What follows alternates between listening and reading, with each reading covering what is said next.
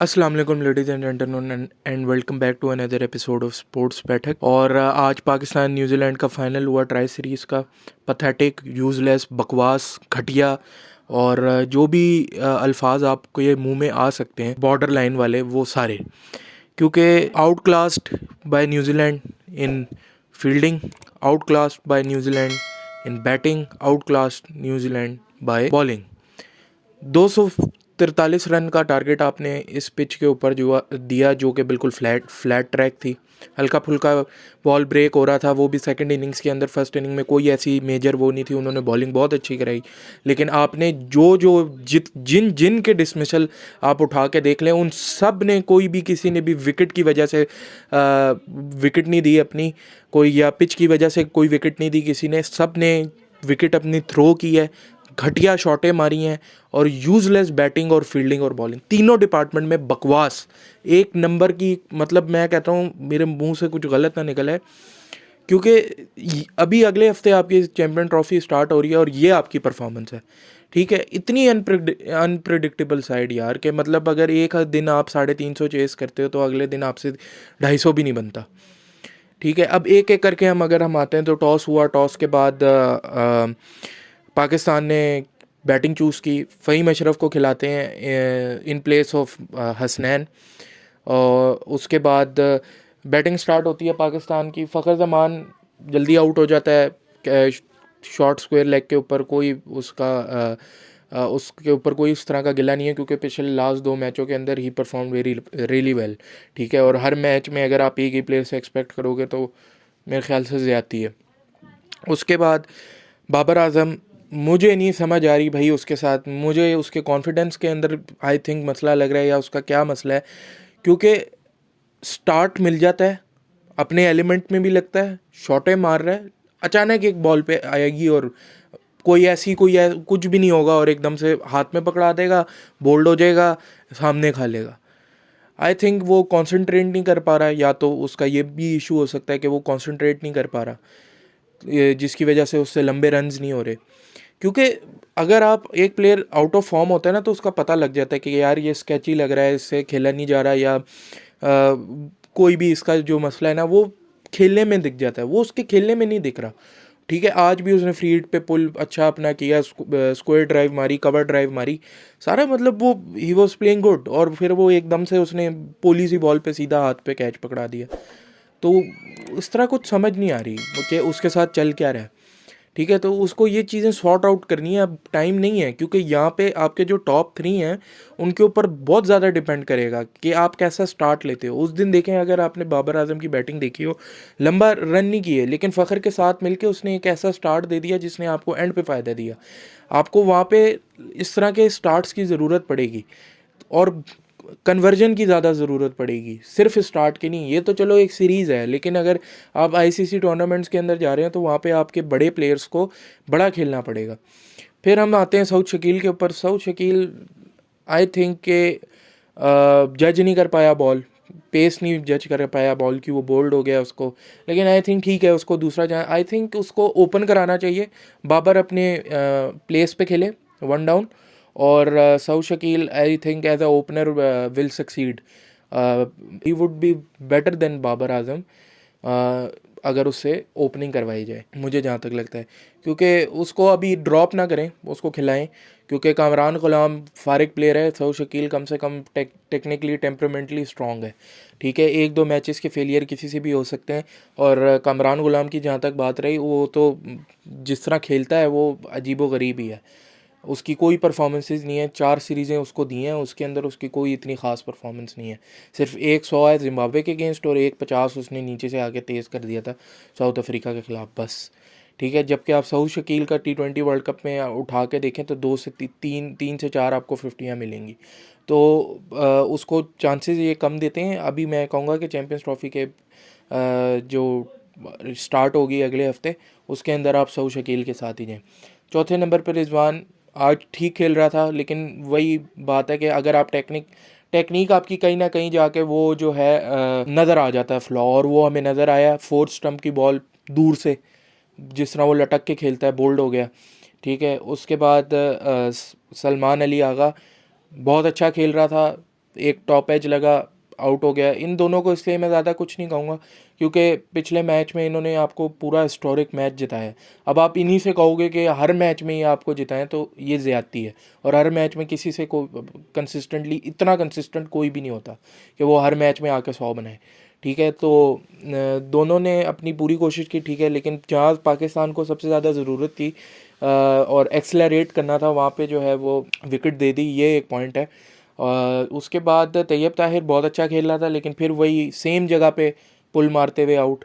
या तो भाई तू ऊपर मार या नीचे मार, बीच में मार रहा है बिल्कुल हाथ में फील्डर के। और उन्होंने उसको सेटअप किया, उसने बॉलर ने और फील्डर, उन्होंने सेंटनर ने फील्ड लगाई भी थी, उसको पता था कि ये इधर ही मारेगा, ये पुल शॉट खेलता है, क्योंकि आजकल गेम एडवांस हो गई है, वो सारी स्पोर्ट्स साइंस वगैरह। अच्छा, फिर आते हैं कचरा ऑफ द डेकेड, खुशदिल शाह। यार वो उसका इस दुनिया के ऊपर क्या पर्पज़ है मुझे नहीं पता, उसके माँ बाप ने उसको क्यों पैदा किया है, मुझे नहीं, वो कोई कुछ पता नहीं वो क्या प्लेयर है, ठीक है। आज भी वो 3 ओवर खेला है, 18 गेंदे खेला है और उसने कोई रन नहीं बनाए, 7 या 8 रन बनाए। मतलब चौवल तरीन, घटिया तरीन, फजूल, कोई मतलब इसके ऊपर थूके भी ना, इतना गंदा प्लेयर है वो। और उसको बीपीएल की परफॉर्मेंस पे इन्होंने टीम में डाला हुआ है। अब इनकी भी गलती नहीं है, मसला ये है कि इनकी गलती ये है कि इसकी जगह कोई रिप्लेसमेंट नहीं है इनके पास। 7वें नंबर का प्लेयर ही नहीं है आपके पास, आपने बनाया ही नहीं, ठीक है। गांड मराते रहे इतने दिन, आपने कुछ भी नहीं किया, ठीक है। उसके बाद आपका फ़हीम अशरफ पथेटिक, कुछ भी नहीं। उससे अच्छी तो गेम अवेयरनेस नसीम शाह की थी, ठीक है। पॉइंट, थर्ड मैन, कवर, तीनों अंदर हैं, सिर्फ तूने गैप में मारनी है। तू of outside off stump ball आपको मिल गया, जो कि आइडियल है इस तरह की शॉटों के लिए, ठीक है। उसको घसीट के मार रहा है उधर। उस वो तो न्यूजीलैंड वालों के साथ पता नहीं उसने डील की हुई थी क्या किया था उसने, उन्होंने कैचेस छोड़ दिए उधर। जहाँ फील्डर है वहाँ चुन के उसके गले में फील्डर के बॉल दे रहा है, ठीक है। ये प्लेयर, इन प्लेयरों के साथ आप चैंपियन ट्रॉफी जीतोगे। तो मुझे नहीं समझ आ रहा कि वो इन दोनों की सिलेक्शन क्यों हुई है, किस बेसिस पे हुई है, ठीक है। और अगर आपको चांस ही लेना था या गैम्बल ही करना था तो आप किसी यंग लड़के को ले लेते यार इनकी जगह, ठीक है। उसके बाद अपना आ जाता है नसीम शाह ने जितनी वो कोशिश की, ठीक है, फिर वो टेल शुरू हो जाती है, वो उनके ऊपर क्या बात करें। बॉलिंग के ऊपर हम आते हैं, इतनी मिस फील्डिंग, ठीक है। आपने ओवर थ्रो के रन दिए, आपने रन आउट तो चलो कोई नहीं मिस किया, ओवर थ्रो के रन दिए, सिंगल्स आप हाथ से दे रहे थे, प्लस आपने 4 से 5 तो लेथम को चांसेस दिए हैं, ठीक है। शाहीन शाह अफरीदी, सऊद शकील, कॉट बिहाइंड उसका एहसन रजा ने दे दिया, वो नॉट आउट हो गया, ठीक है। और रिव्यू अबरार की गेंद पे, ठीक है।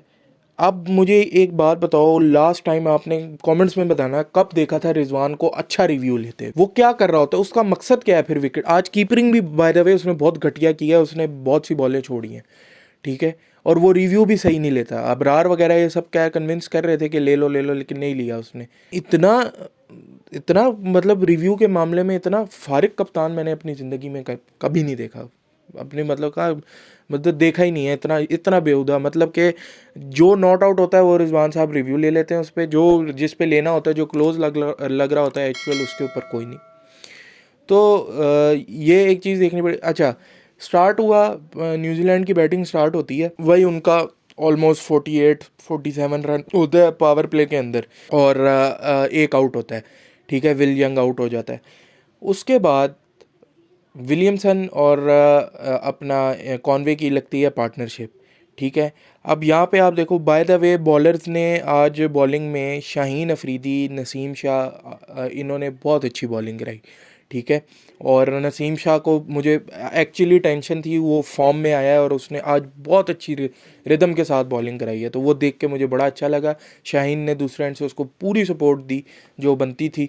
उसके अलावा जब आपका पावर प्ले उनका ख़त्म हुआ, उसके बाद विलियमसन आउट होता है सलमान अली आगा की बॉल पे। अच्छा, यहाँ पे मैं एक और आपको, आज फिर आप एक्सपोज हो गए कि आपने एक स्पिनर नहीं खिलाया और जिसकी काफ़ी ज़्यादा ज़रूरत थी।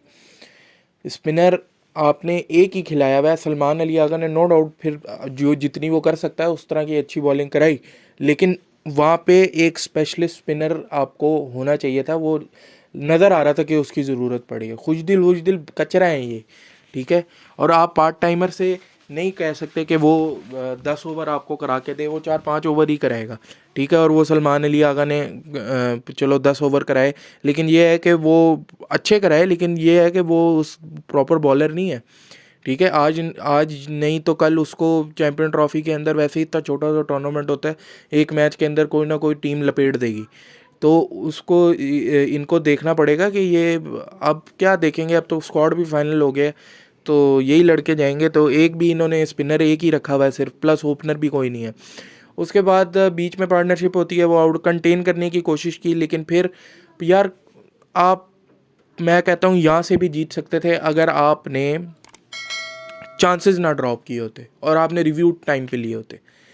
आप क्या पता जीत जाते, मैं ये नहीं कह रहा कि 100% ही जीत जाते, क्या पता जीत जाते, ठीक है। क्योंकि बहुत बहुत ज़्यादा चांसेस, मतलब कि कम से कम 80 रन थे जब 80 से 90 रन थे जब उसका कैच छूटा, सऊद शकील ने छोड़ा, ठीक है। बिल्कुल इजी सिंपल हाथों वाले कैच छोड़े इन्होंने, ठीक है। इतनी घटिया फील्डिंग, और शाहीन शाह अफरीदी का कॉटन बोल्ड ना पकड़ना, तो ये चीज़ें आपको अल्लाह ना करे अगर चैम्पियन ट्रॉफी में कभी होती हैं तो ये मैचेस आपको कॉस्ट करेंगे। तो इन चीज़ों का ध्यान रखना पड़ेगा पाकिस्तान को। और आज तो बहुत ही स्लगिश लगे, फील्डिंग में भी, बॉलिंग में फिर भी जितनी जान मारी है फास्ट बॉलर्स ने, उनको अप्रिशिएट करना चाहिए। सलमान अली आगा ने भी काफ़ी कोशिश की, अबरार ने भी इवन बहुत अच्छी बॉलिंग रही यार। आपको उसने एक प्लेयर को 3 दफ़ा आउट कर दिया, ठीक है। अब आप कैच नहीं पकड़ोगे तो फिर क्या, अब फिर बॉलर और क्या करे, वो दीवार में जाके सर मार दे अपना, ठीक है। तो 243 जो था वो तो हमें लग ही रहा था कि पाकिस्तान हार जाएगा, और वही हुआ। अब देखते हैं क्या होता है चैम्पियंस ट्रॉफी के अंदर। अगले हफ्ते 19 तारीख को इसी स्टेडियम के अंदर इसी टीम के ख़िलाफ़ आपका मैच है, तो अच्छे की उम्मीद रखते हैं कि अल्लाह करे कि पाकिस्तान जो है वहाँ पे अच्छा परफॉर्म करे और न्यूजीलैंड को शिकस्त दे, क्योंकि हम न्यूजीलैंड को आईसीसी टूर्नामेंट्स में हराते हैं, और वैसे भी न्यूजीलैंड के साथ पाकिस्तान अच्छा खेलता है। अब पता नहीं क्या हुआ है कि ये इतना हार रहे हैं। ठीक, लाइक शेयर और सब्सक्राइब कर दिएगा। अगली वीडियो में मिलता हूँ, तब तक के लिए अल्लाह हाफ़िज़।